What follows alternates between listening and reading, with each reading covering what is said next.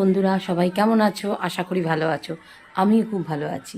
Welcome to Koel kitchen. এসে গেছি আজকে রান্নাবান্না নিয়ে। আজকে রান্নাটা একটু অভিনব আছে। আচ্ছা, ভাত তো থাকে রোজই, আজ আমি দেখাচ্ছি না। তার সাথে আজ করেছি আমি একটু গম ভাঙানি আটার রুটি।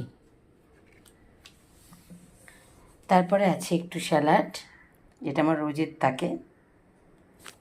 এটা আছে গলদা চিংড়ি, নারকেলের দুধ বার করে গলদা চিংড়ির মালাইকারি। আর এটা আছে আলাদা আলাদা বাটিতে তোলা হাঁসের ডিমের কষা কষা আলু দিয়ে ডালনা। আর এইখানে সাদা অংশটা দেখছো, এই একটা ডিম একটু ভেঙে গেছে, তো ওই সাদা অংশটা খোলাটা আমি পুড়ে যাবে বলে আলাদা রেখেছিলাম, ওটা আমি ঝোলে চুবিয়ে দিয়েছি।